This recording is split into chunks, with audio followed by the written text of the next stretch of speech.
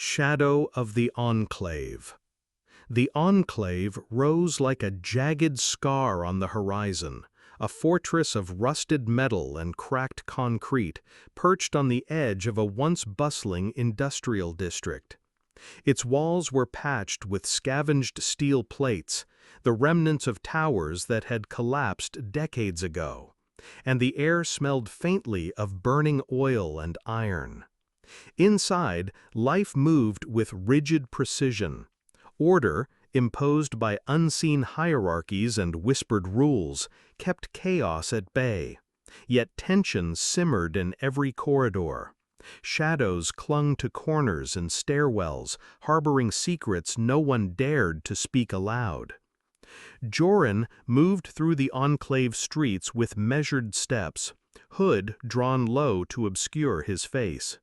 His eyes scanned constantly, noting the subtle signs, a misplaced symbol on a wall, the absence of a usual guard, the way a door had been forced and then silently resealed. He had lived here long enough to understand the patterns of control, the invisible currents of authority and fear that dictated behavior. Every resident, every worker was part of the system, whether by choice or by circumstance. And yet, beneath the enforced routine, Joran sensed a fracture, a hidden web of whispers suggesting that the Enclave's veneer of stability was more fragile than anyone admitted. He passed the central square, where a dried fountain gaped open, its basin cracked and empty. Residents moved about like clockwork, carrying out their daily tasks with mechanical precision. Children played under the watchful eyes of elders, but even their laughter seemed rehearsed, a shadow of joy shaped to fit the rules of survival. The Enclave had grown used to controlling not only actions but expressions, teaching its inhabitants that deviation could be fatal. Joran remembered the story of a man who had tried to speak truth in the square, only to vanish into the walls, leaving nothing but a warning etched in the metal gates. Joran's purpose was quiet, deliberate.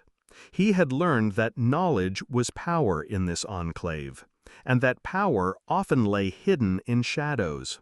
He had discovered hints of a conspiracy, a manipulation of resources and allegiances that could topple the fragile order.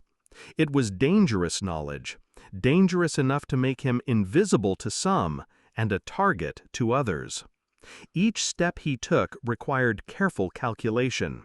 One misstep could expose him to those who preferred obedience over inquiry. The alleys smelled of decay and burnt circuits, remnants of a city that had once depended on networks now long silent.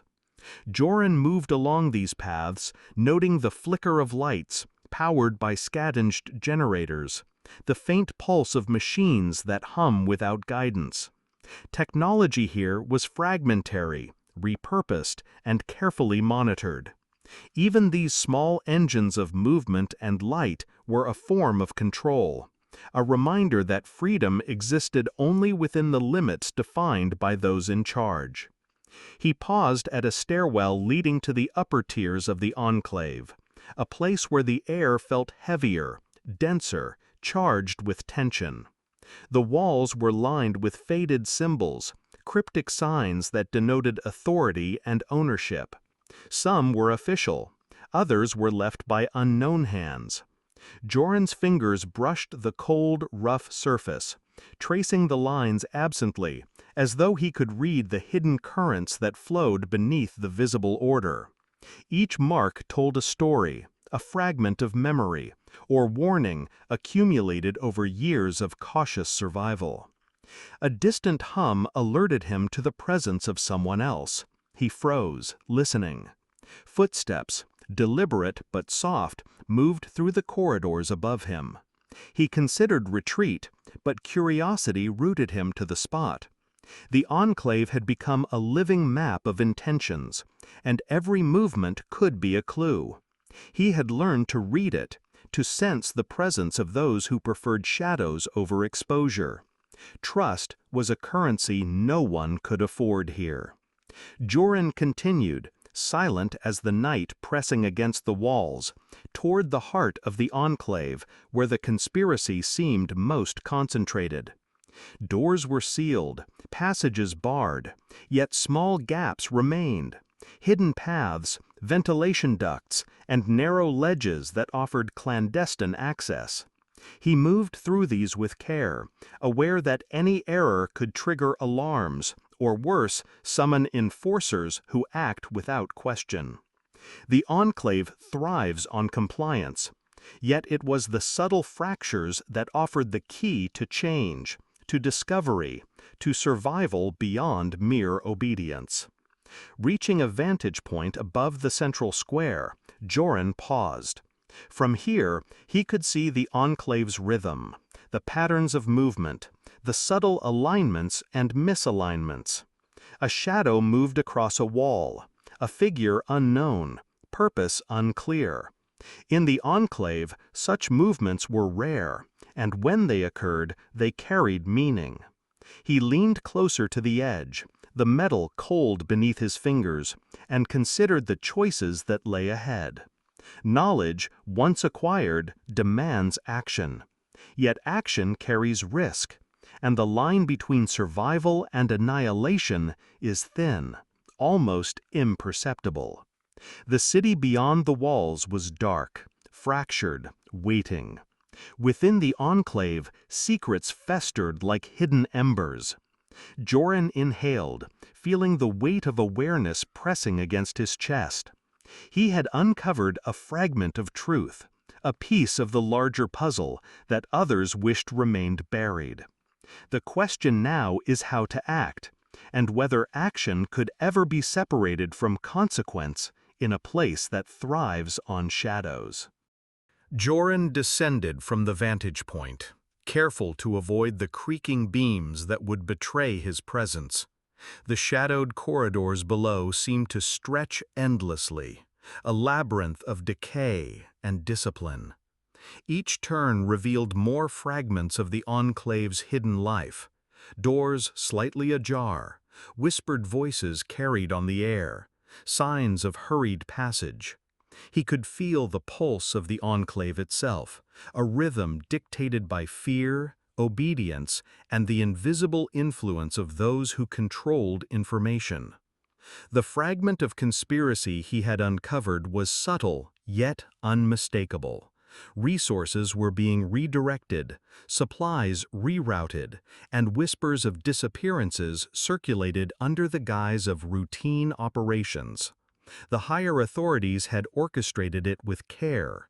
The patterns were precise, almost mechanical. Yet, in the margins, Joran found traces of imperfection, small discrepancies in logs, fleeting shadows that moved against the expected flow, messages left in coded form for those attentive enough to notice. He moved through the storage quarters, noting the crates marked with symbols he had deciphered over weeks of observation. These crates held not just food or supplies, but information, records, fragments of communication, data salvaged from before the blackout, carefully controlled by the Enclave's overseers. Joran's hand brushed against one crate, feeling the weight of the secrets it contained. Every detail mattered, and one misstep could unravel everything, or consume him in the attempt. A faint noise drew his attention. Someone else was here, moving in the shadows. Joran paused, blending with the darkness, observing the pattern of movement.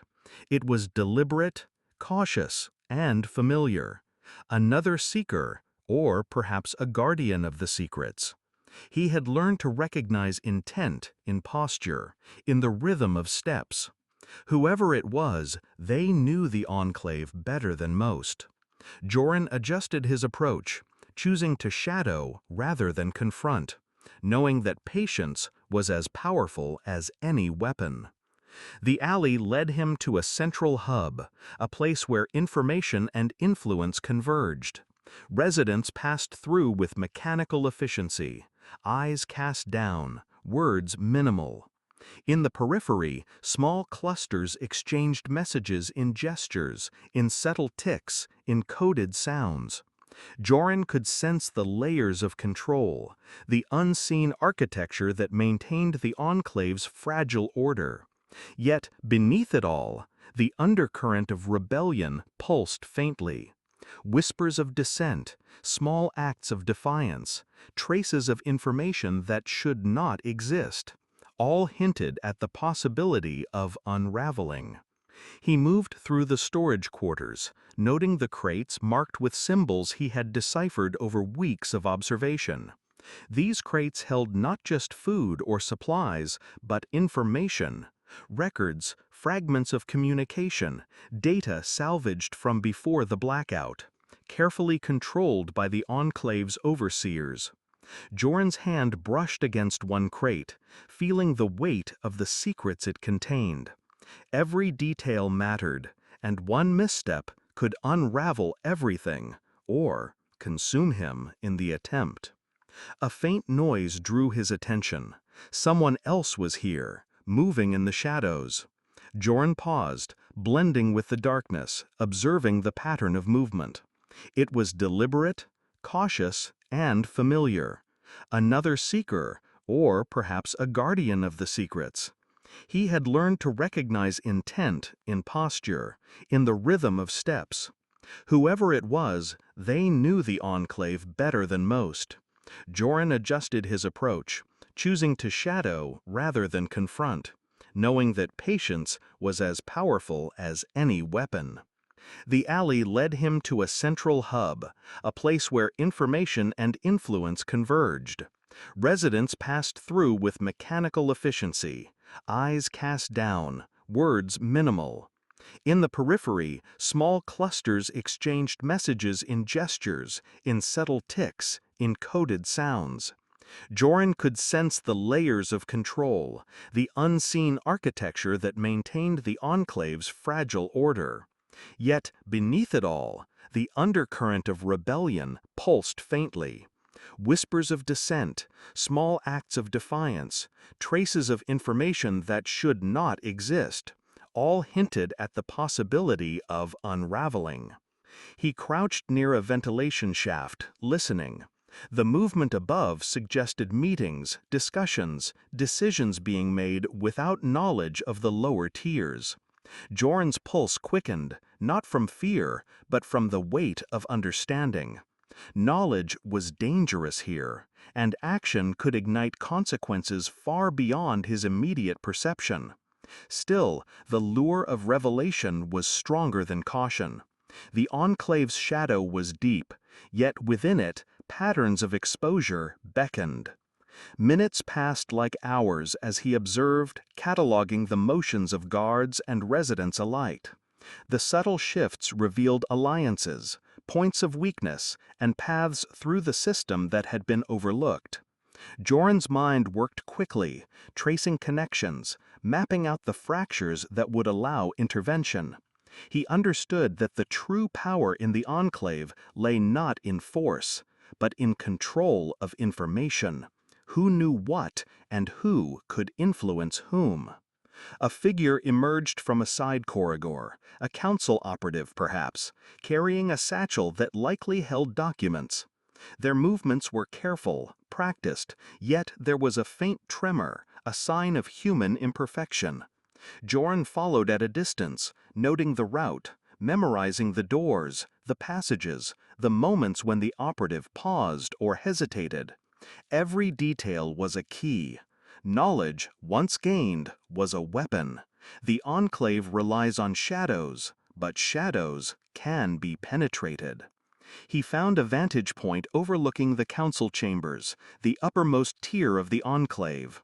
Through cracks in the walls, he could glimpse officials moving with calculated gestures, exchanging silent signals, eyes flicking toward monitors that held remnants of old beta. Joran understood that the conspiracy was not merely about supplies or allegiance. It was about shaping perception, controlling the narrative of survival within the walls. The Enclave survives on obedience, yet information could shift that balance. The hum of generators and the faint pulse of old circuits created an almost hypnotic rhythm. Joran breathed slowly, absorbing the cadence, the flow of hidden forces, the interplay of fear and desire. Each shadow, each whisper, each fragment of movement added to the map in his mind. He was no longer merely an observer. He was becoming a participant in the Enclave's fragile ecosystem, a node through which change could ripple. Above him, lights flickered and shadows danced. The Enclave was alive in its own way, and Joran understood that the real power lay in navigating these currents, anticipating actions, and exploiting the hidden fractures. The choice was no longer whether to act, it was how, and with what awareness of the consequences that would inevitably follow. Joran crept along the upper corridors, the faint hum of electricity from scavenged circuits beneath his feet, a constant reminder of the Enclave's tenuous control over its environment. The closer he approached the council chambers, the more he felt the weight of observation pressing from unseen eyes. Every step required attention. Every decision demanded patience. Here, knowledge was both a shield and a blade. It could protect, or it could condemn. He reached a narrow window, one of the few openings that overlooked the council floor. The officials moved like pieces on a calculated board, their gestures precise, their conversations laced with unspoken commands. A map of the Enclave lay spread across a table, marked with symbols Joran had deciphered in fragments over months. Supply routes, hidden storage, and nodes of influence were all carefully plotted, but subtle deviations caught his attention. Routes that led nowhere, doors that should have been locked left ajar, inconsistencies that suggested internal conflict. Joran's pulse quickened. The conspiracy ran deeper than mere resource control. It was an orchestration of fear, loyalty, and misdirection, a network of shadows within shadows. Someone or some faction was manipulating events from the fringes, testing the Enclave's limits, probing for weaknesses. And now he knew where the fracture could be exploited. The knowledge came with a cost. To act would place him squarely in the crosshairs of forces far more powerful than he had ever faced. A soft creak behind him drew his attention. He turned, crouching instinctively, eyes scanning the corridor. A young scout, barely more than a shadow himself, paused at the end of the hall. Their eyes met, wide with apprehension, yet there was recognition. Joran had seen that look before, the understanding that survival demanded secrecy, and that secrecy was a language spoken only in fragments. The scout tilted their head toward the chamber, a silent question. Would he intervene or remain an observer? Joran considered the risk. Every step could unmask him, every movement could signal intent to the council below. But inaction was no longer an option. The Enclave's stability depends on illusions, and those illusions were fraying. The scout's gaze anchored him to the present, reminding him that consequences were immediate, and that action carried a weight not just for himself, but for those who might follow. He slid along the shadows toward the chamber entrance, pausing to observe the guards stationed at key points. Their routines were predictable, but patterns alone were insufficient. Joran needed to act with precision, timing every movement to avoid detection while ensuring that the information he had gathered reached those who could use it. The council thrived on control, yet control depends on perception. To shift perception, he would need both courage and cunning. Inside the chamber, the council's attention wavered momentarily as a dispute arose over resource allocations. Joran's eyes traced the room, noting the micro-expressions, the fleeting hesitations, the subtle signs of dissent and loyalty intertwined. The Enclave's order relied on obedience, yet beneath the surface, ambition and fear intersected. One wrong move could ignite conflict, or provide an opening. Joran understood that to survive and to act, he needed to exploit these intersections without exposing himself. He retreated slightly, pressing against the cold wall, and activated a small device he had fashioned from scavenged parts. It emitted a subtle pulse, undetectable to the casual observer, but enough to disrupt the council's internal communications for a brief moment. The room flickered, a minor disarray that drew attention but caused no permanent alarm. Joran held his breath, counting seconds, until the disturbance passed. Small victories, he reminded himself, accumulate into possibilities. From his vantage, he could see the threads of the conspiracy more clearly: hidden alliances, secret exchanges, and the manipulation of information to consolidate power.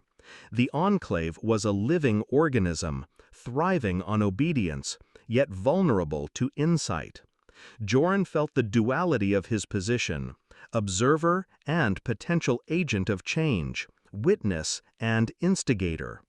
Each choice carried the weight of unseen consequences, and each fragment of knowledge was a piece of the delicate balance he now navigated. The scout reappeared briefly at the corridor's edge, offering a subtle nod. Understanding passed between them without words. They both recognized that the Enclave's survival was contingent on the delicate dance of shadows, of knowledge used sparingly, of influence exerted without exposure. Joran felt the burden of responsibility settle over him, the weight of action pressing like stone against his chest. The Enclave's fate, the lives within it, and the unfolding of the conspiracy depended on his ability to move unseen, to act decisively, and to interpret the fractures in the structure around him. The night outside stretched endlessly, dark and indifferent. Within the walls, power shifted quietly, imperceptibly, in shadows and gestures, in whispers and coded messages. Joran exhaled slowly, centering himself for the decisions to come. The path forward was uncertain, fraught with danger, and yet inevitable. Knowledge had brought him here, and knowledge would guide him through the Enclave's hidden corridors, through its deceptions and its silences, toward the choices that could redefine its future. Joran paused at the intersection of two shadowed corridors, the faint hum of scavenged generators vibrating through the walls. Ahead lay the council chambers, a place of power and hidden authority. Behind him stretched the labyrinth of alleys and stairwells he had traversed for weeks, each turn marked by careful observation and measured risk. Every choice from this point forward carried weight, yet indecision was itself a choice, with consequences just as severe. Through a small gap in the chamber door, he glimpsed the council in session. Gestures were sharp, commands muted but authoritative, and the map on the table continued to reveal the orchestrated shifts in supply and influence he had noted before. The conspiracy was no longer theoretical. It was tangible, a living network of manipulation designed to consolidate power and suppress dissent. He realized that exposing it outright would trigger chaos, perhaps bloodshed, and yet remaining passive would make him complicit. Joran's eyes settled on the scout he had seen earlier, now slipping quietly along a side corridor. Their presence reminded him that action need not be solitary, that allies could exist in the shadows if one knew how to find them. The scout's subtle nod seemed to convey understanding. Sometimes survival required stepping into the darkness, not to conquer, but to guide, to protect, to redirect forces that could consume everything if left unchecked. He inched closer to the chamber, careful to remain in shadow. Every step was calculated, measured, a negotiation with risk. The Enclave's structure thrived on obedience, yet Joran had seen the fissures, the unspoken alliances, the hidden resentments, the small rebellions embedded within the mundane routines. One well-placed disruption could shift the balance, not by brute force, but through subtle influence. He considered his options, each fraught with peril: to act and risk exposure, to manipulate fragments of information and alter perception, or to retreat into silence, preserving himself while the conspiracy continued. The hum of circuits beneath his feet seemed to pulse in tandem with his heartbeat. He reached into his pack and drew a small device, a scavenged transmitter capable of sending a brief, targeted disruption across the Council's communication nodes. Its effect would be temporary, enough to obscure their internal coordination, create confusion, and allow selected information to escape the Enclave's control. Yet even this minor intervention carried risk. Discovery would be lethal, and the consequences for those he tried to protect could be devastating. Joran inhaled slowly, centering himself in the moment. The Enclave had survived for decades on shadows, obedience, and the careful manipulation of information. Its people had adapted to a life constrained by rules, yet capable of subtle subversion. Knowledge was a weapon, but also a responsibility. He realized that true power lay not in control, but in discernment, the ability to choose which truths to reveal, which to conceal, and which to guide toward awareness. With precise timing, he activated the device. A ripple of confusion spread across the chamber. Subtle misalignments emerged, doors opened slightly, guards paused, and council members exchanged questioning glances. Joran moved quickly, slipping past the edge of the room, carrying with him the fragments of knowledge he had gathered. The disruption was temporary, yet sufficient to seed doubt and create openings. Shadows shifted, alliances reconsidered, and perception altered. As he emerged into the open corridor, Joran felt the weight of responsibility settle upon him. He had acted, but the consequences would unfold slowly, unpredictably.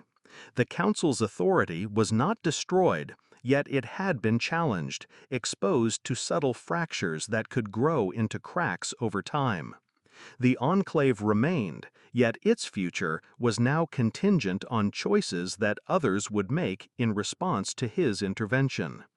The scout reappeared, a silent acknowledgement passing between them. No words were necessary. Both understood the precarious balance of survival and action. Outside, the city beyond the Enclave stretched into darkness, fractured and indifferent.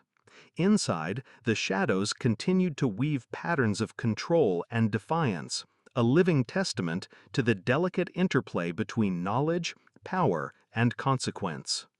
Joran moved through the corridors, every sense attuned to the rhythms of the Enclave. He understood that survival was no longer simply about concealment or endurance. It was about awareness, judgment, and the willingness to act in the face of uncertainty. Every shadow could conceal danger, every choice could echo beyond immediate perception. Yet to do nothing would be to surrender, and he could not. The night deepened, wrapping the Enclave in its quiet tension. Joran walked onward, carrying fragments of truth and uncertainty alike. The conspiracy remained, reshaped by his presence, altered but not obliterated. His path forward was undefined, marked by careful steps through darkness, and by a recognition that influence, subtle and precise, could become a form of survival. He paused at a high window overlooking the city. Ruins stretched endlessly, faint traces of life glimmering like distant stars. The Enclave and the city beyond were both testaments to resilience and fragility. Joran exhaled, feeling the gravity of the moment, the unspoken choices, and the uncertain future. The shadow of the Enclave loomed, and he understood that every movement, every whisper, and every fragment of knowledge would continue to shape its fate. Step by step, shadow by shadow, Joran disappeared into the corridors, a solitary figure navigating the complex web of secrecy, power, and survival, leaving behind traces of action whose consequences would ripple far beyond himself.